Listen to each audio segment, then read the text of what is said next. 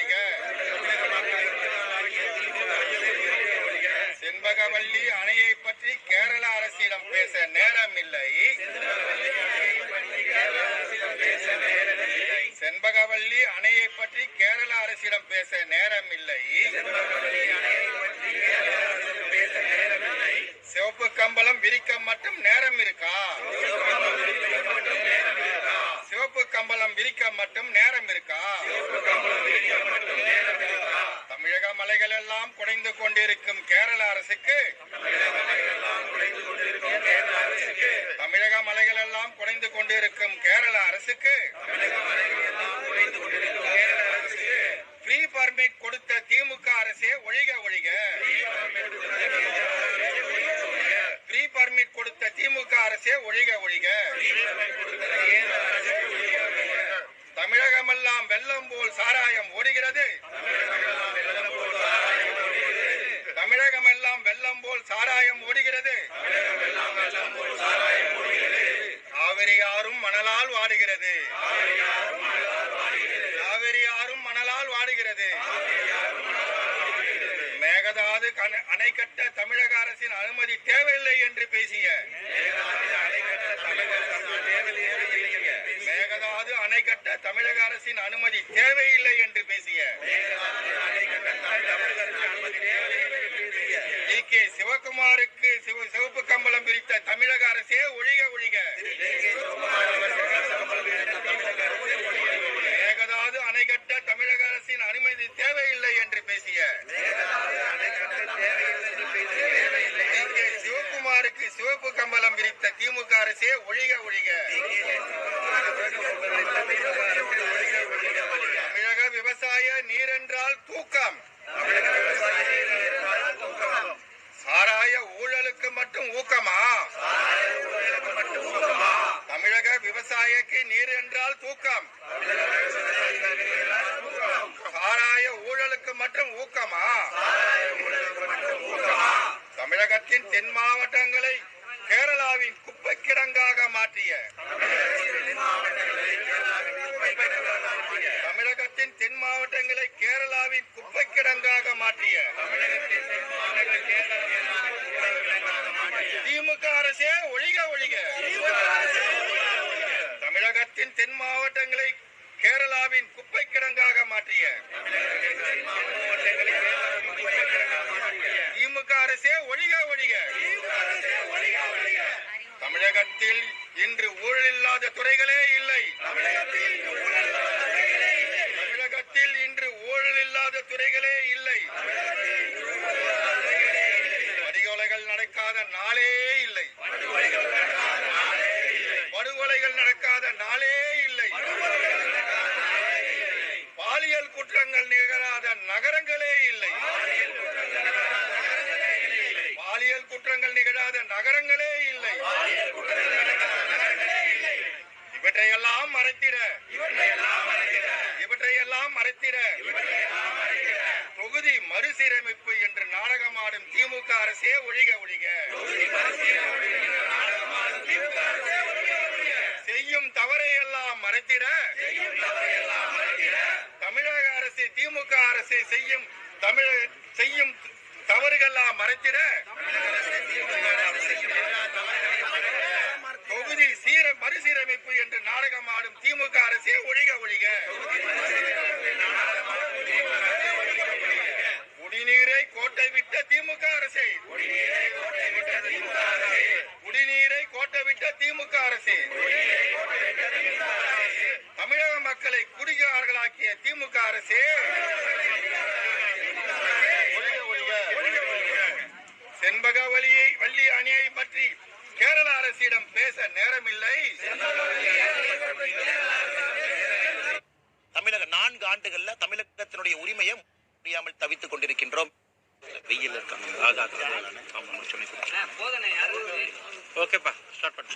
ஆரம்பிக்கலாமா? பத்திரிகை நண்பர்களுக்கு எங்களுடைய காலை வணக்கத்தை தெரிவித்துக் கொள்கின்றோம். இங்கு காவல்துறை நண்பர்கள் இருக்கிறாங்க. அதே போல பாரதிய ஜனதா கட்சி முன்னெடுத்திருக்கக்கூடிய கருப்பு கொடி ஏந்தி நடக்கக்கூடிய அந்த ஆர்ப்பாட்டத்திற்கு நம்முடைய வீட்டு அருகில் இருக்கக்கூடிய தொண்டர்கள் வந்திருக்கின்றார்கள். இன்று தமிழகம் முழுவதுமே எல்லா இடத்துல ஒரு பாரதிய ஜனதா கட்சியினுடைய தொண்டராக இருக்கக்கூடியவர் அவருடைய வீட்டுக்கு முன் நின்று யாருக்கும் எந்த பிரச்சனையும் ஏற்படுத்தாம இன்று திமுக அரசு நடத்தக்கூடிய இந்த அனைத்து கட்சி கூட்டம், தொகுதி மறுசீரமைப்புக்காக நடத்தக்கூடிய அந்த அனைத்து கட்சி கூட்டத்தை கண்டித்து கருப்பு கொடி ஆர்ப்பாட்டத்தை நீங்கள் கையில் எடுக்க வேண்டும் என்று வேண்டுகோள் விடுத்தோம். இன்று தமிழகம் முழுவதும் நடந்து கொண்டிருக்கிறது. முதல்ல எதற்காக திமுக அரசு மாநில அரசை எதிர்த்து ஒரு பாரதிய ஜனதா கட்சியினுடைய தொண்டன் கருப்பு சட்டை அணிந்து கருப்பு கொடி ஆர்ப்பாட்டத்தை முன்னெடுக்கின்றான்? என்ன காரணம்? உங்களுக்கு தெரியும், தமிழகத்தை பொறுத்தவரை அண்டை மாநிலங்களோடு, குறிப்பாக பக்கத்து மாநிலங்களோடு பல பிரச்சனைகள் இருக்கக்கூடிய மாநிலம் நம்முடையது. கேரளாவை மட்டும் நீங்க எடுத்துக்கிட்டீங்கன்னா, முல்லை பெரியார் அணை பிரச்சனை தொடர்ந்து நமக்கு இருக்கு. பேபி அணையை இன்னும் சரிப்படுத்த முடியாம தவிச்சுக்கிட்டு இருக்கோம். முல்லை பெரியார் அணையினுடைய நீர்மட்டத்தை உயர்த்த முடியாமல் தவித்துக் கொண்டிருக்கின்றோம். இதனால் லட்சக்கணக்கான விவசாய பெருமக்கள் ஒரு இடத்திலே பாதிக்கப்பட்டிருக்கின்றார்கள். மதுரை பகுதியிலிருந்து ஆரம்பிச்சீங்கன்னா முல்லை பெரியார் அணை பாசனம் முழுவதுமே. அதே போல தென்காசி பக்கம் போயிட்டீங்கன்னா செண்பகவல்லி அணை, அந்த திமுகவினுடைய தேர்தல் அறிக்கை 84 சொல்லியிருந்தாங்க, நாங்க ஆட்சிக்கு வந்தவுடன் செண்பகவல்லி அணையை சரிப்படுத்தி விடுவோம் என்று. அது இவங்க செய்யாதனால கிட்டத்தட்ட தென்காசி மாவட்டத்தில் மட்டுமே 2 லட்சத்திற்கு மேற்பட்ட விவசாய பெருமக்களுக்கு அங்க பிரச்சனை இருக்கு. திருவனந்தபுரம் இருந்து வரக்கூடிய கழிவுகள் எல்லாம், குப்பை கூடங்கள் எல்லாம் இன்னைக்கு தமிழகத்திற்குள்ள கொட்ட ஆரம்பிச்சிருக்கிறாங்க. அது தென்காசியாக இருக்கட்டும், கோயம்புத்தூராக இருக்கட்டும், கேரளா பார்டரை ஒட்டி தமிழகத்திற்குள்ள அந்த கம்யூனிஸ்ட் ஆட்சி வந்த பிறகு கேரளத்துல தமிழகத்தை பொறுத்தவரை மருத்துவ கழிவுகள்ல இருந்து, மனித கழிவுகள்ல இருந்து, மிருக கழிவுகள்ல இருந்து எல்லா விதமான கழிவுகளும் இங்க கொட்டுறாங்க. இது ஒரு பக்கம். கர்நாடகாவை பொறுத்தவரை நீண்ட நாட்கள் பிரச்சனை இருக்கக்கூடியது காவேரி பிரச்சனை. குறிப்பாக இன்று மேகதாத்து அணையை கட்டியே தீருவேன் என்று கர்நாடகாவினுடைய துணை முதலமைச்சர் திரு DK சிவகுமார் அவர்கள் கிளம்பி இருக்கின்றார்கள். தமிழக அரசு இதுவரை மறுப்பு கூட சொல்லல. தமிழகத்தினுடைய முதலமைச்சர் இதுவரை எதிர்த்து கூட கேள்வி கேட்கல. பந்திப்பூர்ல இரவு வாகன போக்குவரத்தை தடை செய்த பிறகு லட்சக்கணக்கான பொதுமக்கள் ஊட்டி, கூடலூர்ல அவங்களுக்கு பிரச்சனை இருக்கு. பல ஆண்டுகளாக கேட்டுக்கொண்டிருக்கின்றோம், ஹொசூர்னுடைய வளர்ச்சி பெங்களூரை ஒட்டி இருக்கணும். அதற்கு பொம்மசந்திரா பெங்களூர்ல இருந்து ஹொசூர் வரைக்கும் ஒரு மெட்ரோ கனெக்ஷன், அது சென்னை பெங்களூர் மெட்ரோ காரிடராக வர வேண்டும் என்று சொல்லுகின்றோம். அதற்கும் கர்நாடக அரசு எதிர்ப்பு தெரிவிக்கிறது. இப்படி தமிழகத்திற்கு நியாயமாக வர வேண்டிய தண்ணீரில் இருந்து, நியாயமாக இருக்கக்கூடிய பிரச்சனைகள் இருந்து எந்த ஒரு தீர்வு இல்லாம தமிழகத்தினுடைய முதலமைச்சர் அவர்கள் 4 ஆண்டுகள்ல தமிழகத்தினுடைய உரிமையை முழுவதாக கோட்டை விட்டிருக்கின்றார். உங்களுடைய கவனத்திற்காக கேரளாவுக்கு மட்டுமே தமிழகத்தினுடைய முதலமைச்சர் மாண்புமிகு MK ஸ்டாலின் ஐயா 4 முறை போயிருக்கிறாங்க. 4 முறை போயிருக்கிறாங்க கேரளாவுக்கு மட்டுமே. 4 முறை போய் தமிழகத்தினுடைய பிரச்சனையை ஒரு முறை கூட பேசல. ஆனா இன்று கேரளாவினுடைய முதலமைச்சர் திரு விஜயன் அவர்களாக இருக்கட்டும், கர்நாடகாவினுடைய துணை முதலமைச்சர் திரு DK சிவகுமார் அவர்களாக இருக்கட்டும், தெலங்கானாவுடைய முதலமைச்சராக இருக்கட்டும், இவங்க எல்லாத்தையும் சென்னையில அழைத்து பிரச்சனையே இல்லாத, இவங்க கற்பனைக்காக, இவர்களுடைய கனவுக்காக இவர்களாக ஏற்படுத்திய தொகுதி மறுசீரமைப்பு பிரச்சனை என்கின்ற நாடகத்தை அரங்கேற்றிக் கொண்டிருக்கின்றார்கள் ITC ஹோட்டல்ல.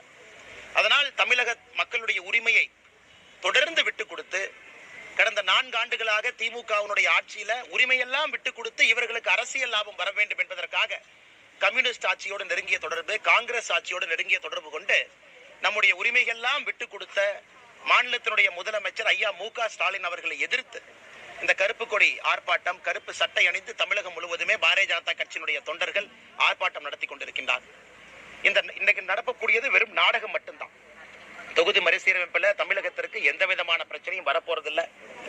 தமிழகம் உட்பட எந்த மாநிலமாக இருந்தாலும், குறிப்பாக நம்முடைய தென்னிந்திய மாநிலங்கள் யாருமே அவர்களுடைய விகிதாச்சார அடிப்படை படி ஒரு சீட்டு கூட இழக்க போறதில்லை. எல்லாரும் இன்னைக்கு என்ன பொசிஷன்ல இருக்காங்களோ அதே போல இருப்பாங்க. தமிழ்நாட்டை பொறுத்தவரை 543 சீட்டுல 39 லோக்சபா சீட் நமக்கு இருக்கு. 7.17%. நாளை புதிய லோக்சபாவுடைய எண்ணிக்கை என்னவாக இருந்தாலும் கூட அதே 7.17% தமிழகத்திற்கு இருக்க போது, யூபிக்கு அதே இருக்க போது, கர்நாடகாவுக்கு அந்தந்த விகிதாச்சார அடிப்படையில் இருக்க போது. அப்படி இருக்கும் பொழுது இவர்களாக இவ்வளவு பிரச்சனை இருக்கும் பொழுது அதையெல்லாம் மறைத்து விட்டு, மறந்து விட்டு ஒரு தொகுதி மறுசீரமைப்பு நாடகம் என்பதை நடத்தி கொண்டிருக்கின்றார்கள். இதையும் கண்டித்து பாரதிய ஜனதா கட்சியினுடைய தொண்டர்கள் தமிழகம் முழுவதுமே கருப்பு கொடி ஏந்தி, கருப்பு உடை அணிந்து ஆர்ப்பாட்டம் நடத்தி கொண்டிருக்கின்றார்கள். அன்பு சொந்தங்களே, உங்களுக்கும் தெரியும், நம்முடைய தொண்டர்கள் கோஷமிட்டபடி தமிழகத்துல எங்கேயுமே படுகொலைகள் நடக்காத ஒரு நாளே இல்லை. பாலியல் வன்முறைகள் நடக்காத ஒரு நகரமே இல்லை. ஊழல் இல்லாத எந்த ஒரு அரசு துறையுமே இல்லை என்கின்ற அடிப்படையில் இதை தினமும் பார்த்து கொண்டிருக்கின்றோம். இதற்கெல்லாம் முதலமைச்சர் பேசணும். இன்னைக்கு இன்னொரு விஷயத்தை நம்முடைய முதலமைச்சருக்கு சொல்லிக்கொள்ள விரும்புகின்றேன். தமிழகத்தில் அனைத்து கட்சிகள் நிறைய பேர் சொல்றாங்க, நாம் இங்க ஒரு காஸ்ட் சென்சஸ் எடுக்கணும், ஜாதி அடிப்படையில எவ்வளவு மக்கள் இருக்கிறாங்க அப்படிங்கிற ஒரு கணக்கு எடுக்கணும், அதன் பிறகு நம்முடைய திட்டங்களை எல்லாம் கொண்டு சேர்ப்பதற்கு முயற்சி எடுக்கணும். இன்னைக்கு தெலங்கானாவுடைய முதலமைச்சர் வந்திருக்கிறாங்க. அந்த மாநிலத்துல அவர் ஜாதி சென்சஸ் எடுத்திருக்கிறாரு. எடுத்த பிறகு ரிப்போர்ட்டை வெளியிட்டிருக்கிறார். ஆனா தமிழகத்தினுடைய முதலமைச்சர் என்ன சொல்லுவாருன்னா, நாங்க எடுப்பதற்கு அனுமதி இல்லை, மத்திய அரசு எடுக்கணும். அது எப்படி நியாயம்? அதனால் தமிழகத்தினுடைய முதலமைச்சருடைய பல பொய்கள் இன்னைக்கு வெட்ட வெளிச்சமாகுது. தெலங்கானாவிலிருந்து வந்திருக்கக்கூடிய முதலமைச்சர் அவருடைய மாநிலத்தில் ஜாதி சென்சஸ் எடுத்திருக்கிறார். ஆனா தமிழகத்தினுடைய முதலமைச்சர் எடுக்க முடியாது, மத்திய அரசு மேல பழிய போடுறாங்க. அதையும் தெலங்கானா முதலமைச்சர்கிட்ட கத்துக்குங்க. இதுல நீங்க தொகுதி மறுசீரமைப்பு பத்தி பேசுங்க, பேசாம போங்க. ஆனா தமிழர்களுடைய உரிமையாக இருக்கக்கூடிய முல்லை பெரியாறு, செண்பகவல்லி அணை, மருத்துவ கழிவு கொட்டுதல், இதெல்லாம் கேரளாட்ட பேசுங்க. Bommasandra Hosur corridor, Chennai metro Bangalore corridor, குறிப்பாக பந்திப்பூர் இரவு நேரத்தில் செல்லக்கூடிய வாகன போக்குவரத்து பிரச்சனை, மேகதாத்து அணைக்கு எதிர்ப்பு சொல்லி அனுப்புங்க. இன்னைக்கு வந்திருக்கும் பொழுது எதிர்ப்பு சொல்லி, ஆளுகின்ற கட்சியாக மத்தியில் இருக்கக்கூடிய பாரதிய ஜனதா கட்சி நாங்க எதிர்க்கிறோம். மோடி ஐயா தமிழகத்தினுடைய அனுமதி இல்லாம மேகதாத்து அணை கட்ட முடியாதுன்னு சொல்லியாட்டு. அப்படி இருக்கும் பொழுது தமிழகத்தினுடைய முதலமைச்சர் வாயை திறந்து தமிழகத்தினுடைய எதிர்ப்பை பதிவு செய்வதற்கு என்ன பிரச்சனை? இதையெல்லாம் முதலமைச்சர் அவர்கள் என்று செய்ய வேண்டும் என்று இந்த நேரத்தில் நாங்கள் வேண்டுகோள் விடுக்கிறோம். அவர் அரசியல் டிராமாக்காக இந்த மீட்டிங் இருந்தாலும் கூட ஒரு டீ பஜ்ஜி பிஸ்கட் சாப்பிட்ட பிறகு தமிழகத்தினுடைய உரிமையும் நிலைநாட்டி அந்தந்த மாநிலத்தினுடைய முதலமைச்சர்கிட்ட பேசி அனுப்புங்கன்னு நாங்கள் சொல்ல விரும்புகிறோம். அதை தாண்டி வந்திருக்கக்கூடிய பத்திரிகை நண்பர்கள் இந்த கடுமையான வெயில் நின்று கொண்டிருக்கின்றீர்கள். உங்களுக்கு நன்றியை தெரிவித்துக் கொள்வதோடு கேள்விகள் இருந்தா கேளுங்கன்னா பதில் சொல்றோம். இப்படி வர்றேங்கண்ணா. வணக்கம். ரெண்டு விஷயத்தை பிரதானமா முன்வைக்கிறீங்க. ஒண்ணு கேரளாவில் இருக்கக்கூடிய அணை விவகாரம், அதே போல கர்நாடகாவில் இருக்கக்கூடிய அந்த நீர் பஞ்சத்து தொடர்பான விவகாரத்தை முன்வச்சிருக்கீங்க. இதை மத்திய அரசு செய்யறதே மத்திய அரசு தானே, அதை செய்யாம திரும்பியும் மாநில அரசுகிட்டே நம்ம அதை சொன்னா என்ன நியாயம்? ஆனா மத்திய அரசுக்கு இதுல எங்கேயுமே பொறுப்பு இல்லைங்கன்னா.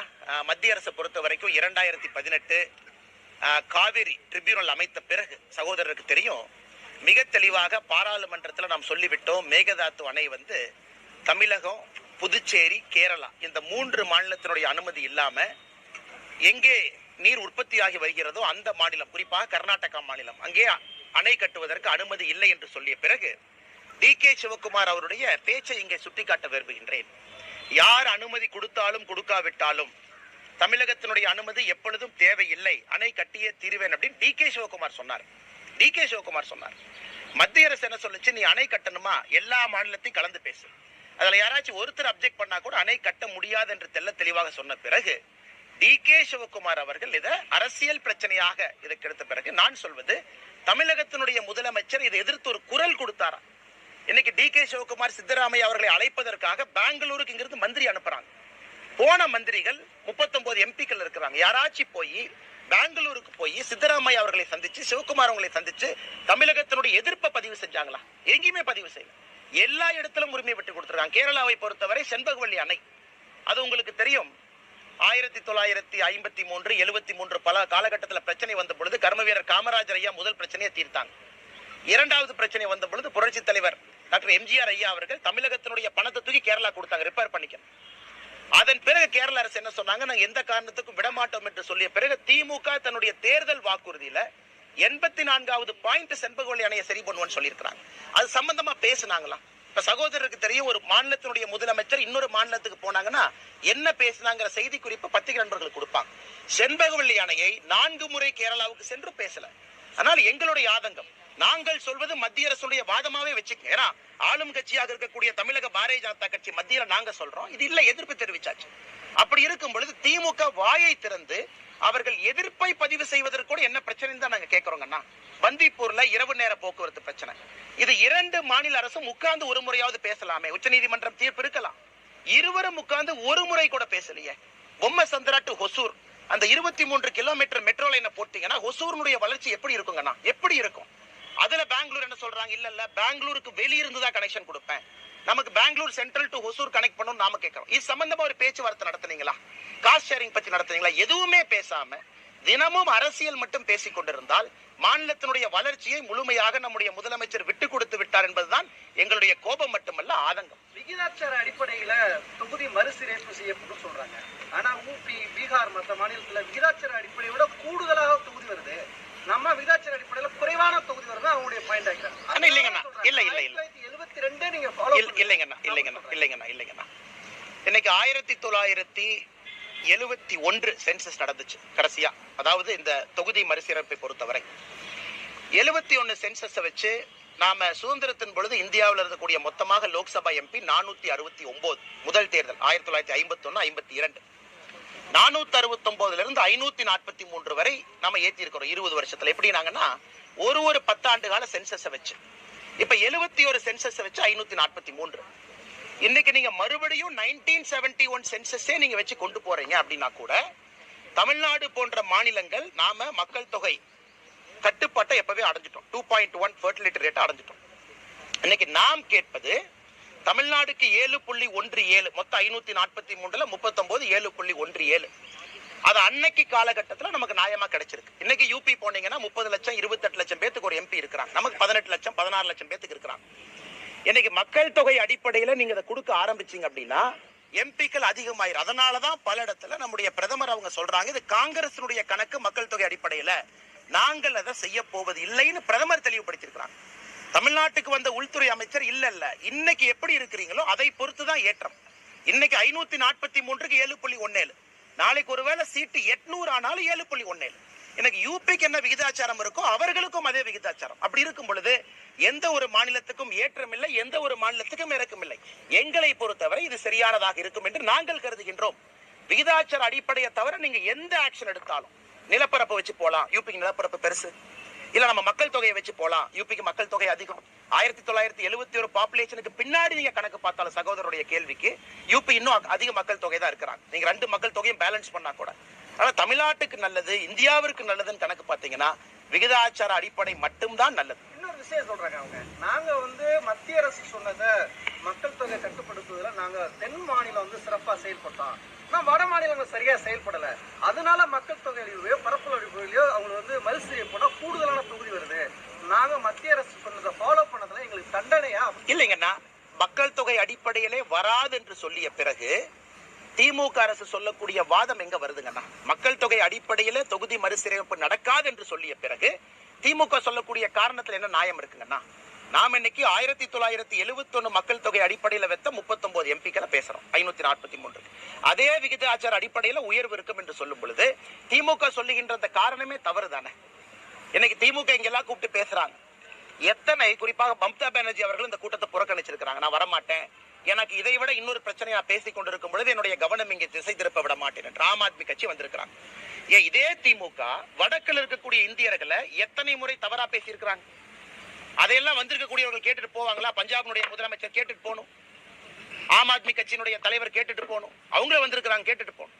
அதனால இவர்கள் இன்னைக்கு ஒன்று நாளைக்கு ஒன்று, நேற்று முன்தினம் கூட ஒரு அமைச்சர் பன்னிக்குட்டி போடுற மாதிரி வட இந்தியாவில் பன்னிக்குட்டி போடுற மாதிரி போடுறாங்கிறாங்க. இதெல்லாம் ஒரு நியாயமா? இதெல்லாம் தமிழகத்தினுடைய மக்களுடைய வெளிப்பாடா இது போன்ற பேச்சுக்கள் எல்லாம்? ஆனால் வெறும் ஏமாற்று வேலை, பித்தலாட்டு வேலை மட்டும் செய்து இந்த நாடகத்தை திராவிட முன்னேற்ற கழகம் என்று அரங்கேற்றிக் கொண்டிருக்கின்றார். 1000 கோடி ரூபாய் ஊழல் சொல்லி மதுபான கடைகள் முன்பாக போராட்டத்தை நடத்திருக்கீங்க. ஈடில ஒரு குறிப்பிட்ட ஒரு அறிக்கையை கொடுக்குறாங்க, எந்த இடத்துல ஊழல் நடந்தது, அப்படி ஊழல் நடந்தா கைது செய்ய வேண்டியது ஒரு குற்றச்சாட்டு நிச்சயமா கைது செய்யத்தாங்க போறாங்க. நீங்க பாருங்க, 2G கேஸ்ல முதல் நாளே கைது பண்ணாங்களா? 2G கேஸ்ல எல்லா வீட்லயும் ரைடு பண்ணோடனே கனிமொழி அக்கா அப்படியே வேன் ஜீப்பை திறந்து அக்கா உள்ள உட்காருங்க திகாரி ஜெயிலுக்கு வண்டியை விடுறான்னு சொன்னாங்களா? எந்த ஒரு வழக்குமே எந்த ஒரு ரைடுமே அன்னைக்கே கைது பண்ண மாட்டாங்க. அதனால யாரும் பண்ண மாட்டாங்க. அது இன்னும் அப்பீல் இருக்குண்ணே, அது இப்ப அப்பீல் இருக்கு. ஒருவேளை கனிமொழி அக்கா வெளியே வந்துட்டீங்க நீங்க சொன்னா கூட அது இன்னைக்கு அப்பீல்ல ஃபாஸ்ட் ட்ராக் கோர்ட்ல சிபிஐ கோர்ட்ல போயிட்டு இருக்கு. அதனால இன்னைக்கு திமுக நீங்க ரைடு பண்ணீங்க, நைட்டை ஏன் கைது பண்ணல, அப்ப நாங்க குற்றவாளிகள் இல்லை என்கின்ற வாதத்தை ஏற்றுக்கொள்ள முடியாது. ஒரு ரைடு பண்ணதுக்கு அப்புறம் இன்ஃபர்மேஷன் எடுக்கிறாங்க, டாக்குமெண்ட் எடுக்கிறாங்க, செக் பண்ண போறாங்க, தொடர்ந்து நடக்க போகுது. செந்தில் பாலாஜியினுடைய அவர்களுடைய கைதன ஒரே நாள்ல நடந்துச்சா? ரைடு எப்ப நடந்துச்சு? அதனால் நிச்சயமாக யாராவது திமுக அது போல பகல் கனவு கண்டுட்டு இல்ல நம்ம ஊழல் பண்ணிட்டோம் தப்பிச்சுக்கிட்டோம் யார் நினைத்தாலும் கூட ஈடி விடக்கூடாது என்பது எங்களுடைய கோரிக்கை. ஈடி போன்ற ஒரு அமைப்புகள் யார் ஊழல் செஞ்சிருக்காங்களோ பிடிச்சி உள்ள வைக்கணும். அதுவும் இந்த 1000 கோடி ரூபாய்க்கு மேல் என்கின்ற வாதத்தை தொடர்ந்து பாரதிய ஜனதா கட்சி வைத்துக் கொண்டிருக்கின்றோம். நிச்சயமாக இந்த டாஸ்மாக் ஊழல் இந்தியாவையே உழுக்கக்கூடிய ஒரு ஊழலாக, தமிழ்நாட்டினுடைய அரசியல் சரித்திரத்தை மாற்றக்கூடிய ஒரு ஊழலாக இருக்கும் என்பது எங்களுடைய நம்பிக்கை. அது 2 விஷயம் சொல்றாங்க. டெல்லியில அதே போல பண்ணாங்க பிஜேபி, தமிழ்நாட்டுல கையில் எடுக்கிறாங்க. ஆனா நேரடியாக அரசு துறையில 1000 கோடி ரூபாய் ஊழல் இல்ல, ஒப்பந்தம் எடுக்கிறது ஒரு மையமா வச்சு குற்றச்சாட்டு முன்வைக்கிறாங்க. அது விருதான குற்றச்சாட்டு மட்டும்தான் அப்படின்னு சொல்றாங்க. ஆனா அது திமுகவுடைய வாதம். திமுக இன்னொரு வாதமும் சொன்னாங்க, இன்னைக்கு இடி நடவடிக்கை எடுத்திருப்பதெல்லாம் பாத்தீங்கன்னா எங்களுடைய காலத்துல போட்ட எந்த எஃப்ஐஆர் இல்ல. 2021 மே மாசத்துல நாங்க ஆட்சிக்கு வந்துட்டோம், எங்க ஆட்சியில போட்டதில்லை. இடியினுடைய அபிடவிட் கோர்ட்ல பாத்துட்டீங்கன்னா 2021 திராவிட முன்னேற்ற கழகம் ஆட்சிக்கு வந்த பிறகு போட்ட பல எஃப்ஐஆர் அதுல கோட் பண்ணிருக்காங்க. 2021 ஆட்சிக்கு வந்த பிறகு அதையே திமுக மறைத்து எங்களுக்கும் அதற்கும் தொடர்பு இல்லைங்கிறாங்க. செகண்ட், எனக்கு தமிழகத்துல எல்லோரும் பேசக்கூடிய ஒரு விஷயம், 10 ரூபா 20 ரூபா ஒரு குவார்டர் பாட்டிலுக்கு எக்ஸ்ட்ரா வாங்குறாங்க. அப்படி இருக்கும் பொழுது நீ திமுக காரனே ஒத்துக்கிட்டு போய் எங்களுடைய போட்டோ எல்லாம் ஒட்டுறான், இங்க எம்ஆர்பி ரேட்டுக்கு தான் நாங்க விற்கிறோம்னா அதை எங்களுக்கு பெருமையாக கருதுகின்றோம். பாரதிய ஜனதா கட்சி இந்த பிரச்சனை எடுத்த பிறகு யார் டாஸ்மார்க்கு போன சகோதரர்களுக்கு கூட எம்ஆர்பி ரேட்டு கிடைக்குதுன்னா அதற்கும் இன்னைக்கு பாரதிய ஜனதா கட்சி தான் காரணம். அது மட்டும் இல்ல, தொடர்ந்து பேசக்கூடிய எல்லா விஷயங்களுமே ஜெகத் ரட்சகன் அவங்க 2019 அக்காட் அவங்க வீட்டுல நடந்த ரைடு, நான் சொல்ல அக்காட பத்தி அன்னைக்கு 1000 கோடி ரூபாய் என்று இன்கம் டாக்ஸ் சொன்னாங்க. அவருடைய சாராய ஆலையில வரி ஏய்ப்பு நடந்திருப்பது. அதனால் தொடர்ச்சியா நீங்க பாத்தீங்கன்னா திமுக இன்னைக்கு சொல்ல நாளைக்கு சொல்லலாம், இடியும் இங்க தான் இருக்க போகுது, திமுகவும் இங்க தான் இருக்க போகுது, நீங்கள் இங்க இருக்க போறீங்க, நான் இங்க தான் இருக்க போறேன். அதனால் நிச்சயமாக வருகின்ற காலத்துல இந்த ஊழலுடைய பரிணாமத்தை நீங்களும் பார்க்கத்தான் போறீங்க, நானும் பார்க்கத்தான் போறேங்க. இது என்ன வேற கட்சி கேள்வி இருக்கு? ஆனா எல்லாம் கொஞ்சம் மோர் குடிச்சிட்டு போங்க, நான் வெயில் இருக்கீங்க, சாரி. கொஞ்சம் அரேஞ்ச் பண்ணீங்கன்னா இங்கிலீஷ் பேசுறேன் இங்கிலீஷ்